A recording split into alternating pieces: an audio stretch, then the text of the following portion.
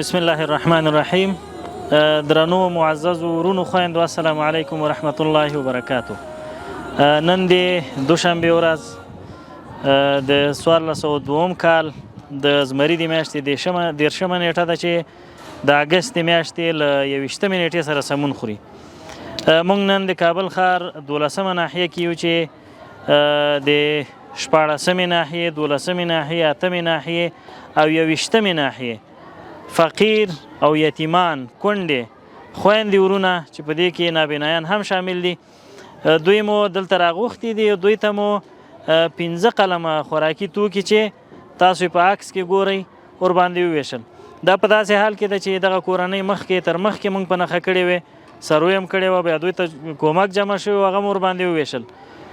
الله رب العزت د هغو خویندو ورونو نه قبول کړي چا چې په دغه لاره کې له موږ سره مرسته کړې.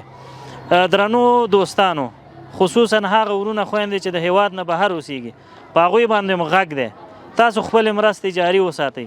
افغانستان جوړ شوی نه دی، د افغانستان اقتصادي حالات جوړ نه دی. دلته هغه یتیمان چې 2 کاله مخکې اوس هم شته، هغه کونډې چې 2 کاله مخکې تاسو ورسره مرستې کولې اوس هم شته. نو ستاسو مرستو ته اشده اړتیا ده. موږ زرګونه یتیمان لرو چې هغوی د یو مړۍ ډوډۍ په ارمان دي. موږ زرګونه کونډې خویندې لرو چې هغوی د ښې ډوډۍ په ارمان دي. موږ همدا ډول نابینایان او معلولین لرو، هغوی په نس باندې ماړه نه دي، هغوی په تن باندې پټ نه دي، هغوی د استوګنې ځای صحیح نه دی، او همدا ډول ناروغان او مریضان لري.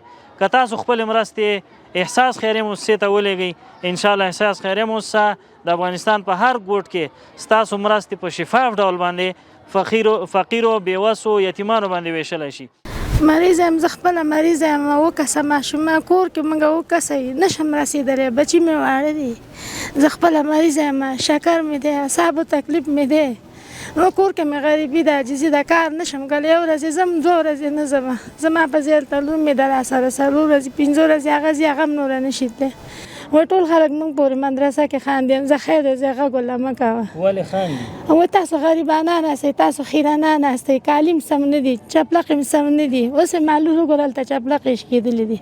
اختر کې کالي نو جړلی. وایي مورې زما کالي نشته دی. زه خدای مهربانه دی، بیا تا زنګ ووهه، کومک دې وکړو، خدای دې سره ښه وکړي، الله ته روغ صحت درکړي، الله دې ټول عمر ته هم خوشحاله چې څوک موږ سره مرسته کوي هغه دې هم خوشحاله.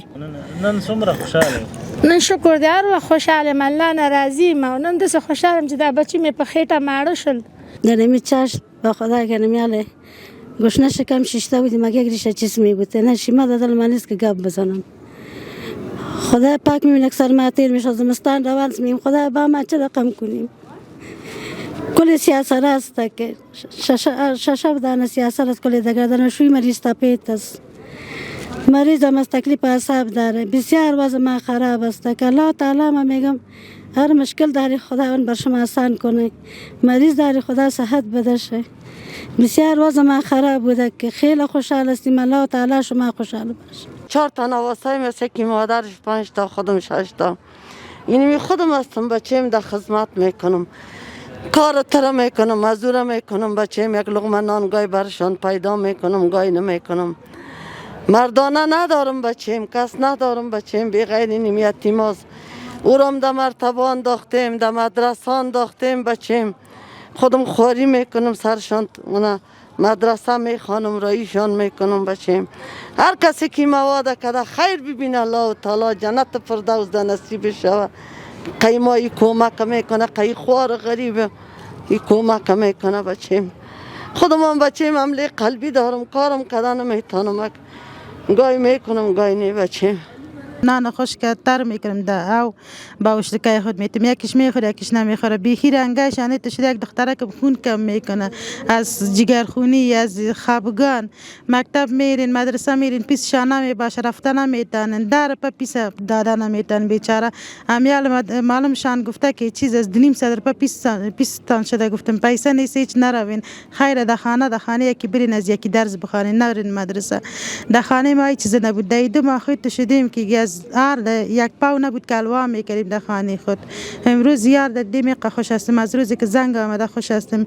هر کی کدام میتونه که ما کمک کنه. در کنوارا افتادیم که نه اشدار نه پلاستیک هیچ چیز نداره، او کلش یک طرف میشه، کم که گشنه باشه هیچ نمیشه دیگه. اشتکای ریزه نان میطلبه و میطلبه، شویم عملی است، هیچ در خانه نمی باشه.